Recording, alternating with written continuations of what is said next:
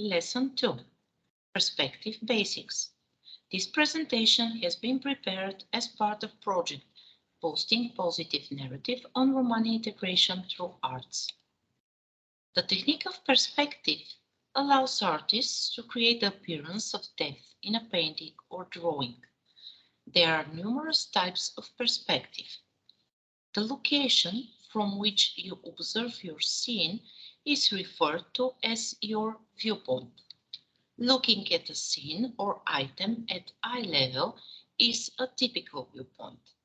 A low viewpoint, such as gazing up on a balcony, can also be used to look at your subject from below. Looking down on a topic from a high cliff, for example, would be considered a high viewpoint. Horizon line is the eye-level imaginary horizontal line in the distance. Lines traced from an item to a point or points on the horizon are known as vanishing lines. The vanishing point is the intersection of these lines. The horizon line is most seen in landscape drawings and paintings, although it may also be seen in interior scenes and still life. If you are standing on a beach and staring out at the ocean, it is simple to locate the horizon line. The horizon line marks the point at which the sky meets the sea. Draw a line parallel to the top and bottom edges of your paper on canvas to create a horizon line. Depending on where you put it, your visitors will be gazing at the scene from above, below, or immediately in front. The horizon line in your painting or drawing doesn't have to be in the middle of your paper or canvas, and it probably shouldn't be most of the time. If your horizon line is slightly above or below the center, it will add visual complexity to your painting. Everything above the horizon line would have a modest incline towards it. Everything below the horizon line would have a small upward slope. Types of perspectives. When looking down a long, straight road, the road's edges give the impression of merging at a horizon point. Because there is just one vanishing point, this is a one-point viewpoint. When staring straight at an item or scene from the front, one-point perspective is used. Two-point perspective. When you stare at an item from a different angle than straight forward, you will notice two vanishing points on the horizon. Two-point perspective uses two sets of orthogonal lines and two vanishing points to draw each object. Perspective drawing with two vanishing points can become more awkward because the second vanishing point is often situated well outside the frame of the picture.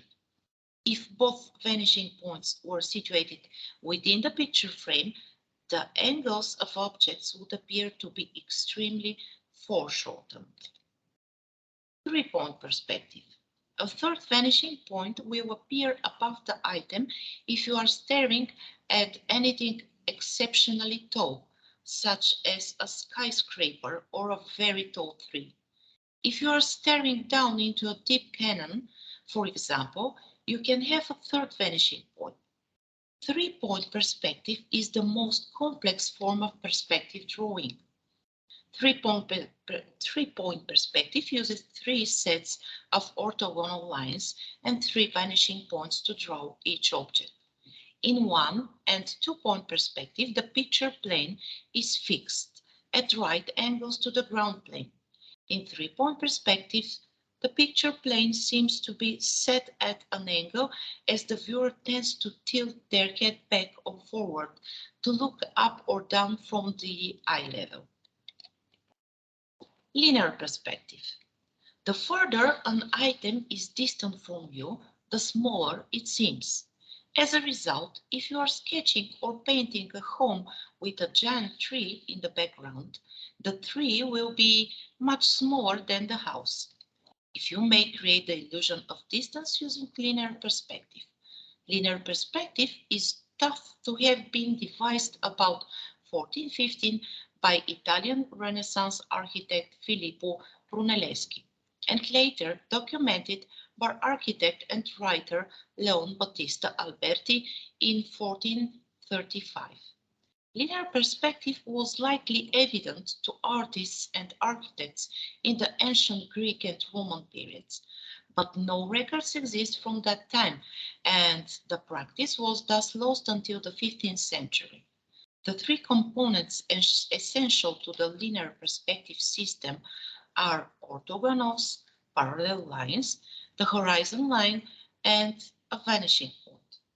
To appear further from the viewer, objects in the composition are rendered increasingly smaller as they near the vanishing point.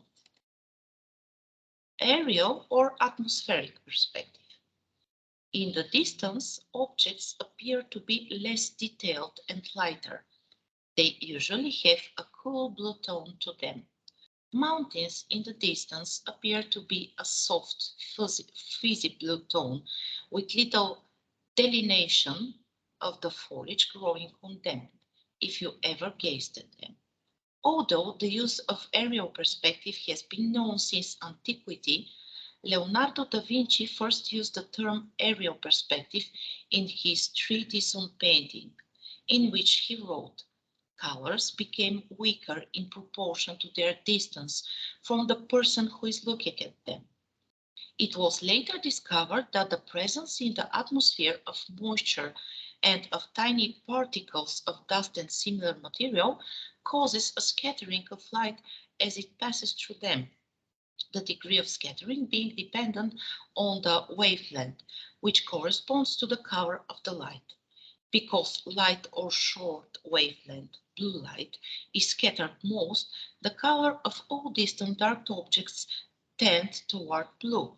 For example, distant mountains have a bluish cast, light of long wavelength. Red light is scattered least. Thus, distant bright objects appear redder because some of the blue is scattered and lost from the light by which they are seen. The intervening atmosphere between a viewer and, for example, distant mountains creates other visual effects that can be mimicked by landscape painters. The atmosphere causes distant forms to have less distinct edges and outlines than forms near the viewer, and interior detail is similarly softened or blurred. Distant objects appear somewhat lighter than objects of similar tone line closer at hand, and in general, contrasts between light and shade appear less extreme or great distance. All these effects are more apparent at the base of a mountain than at its peak, since the density of the intervening atmosphere is greater at lower elevation. Examples of aerial perspective have been found in ancient Greco-Roman wall paintings. The techniques were lost from European art during the Dark and Middle Ages and were rediscovered by Flemish painters of the 15th century, such as Joachim Pettiner, after which they became a standard element in the European painter's technical vocabulary. The 19th century British landscape painter J.M.W. Turner made perhaps the boldest and most ambitious use of aerial perspective among Western artists. Aerial perspective was used with great sophistication and pictorial effectiveness by Chinese landscape painters from about the 10th century on. Now let's move on to the next lesson about the value and lighting.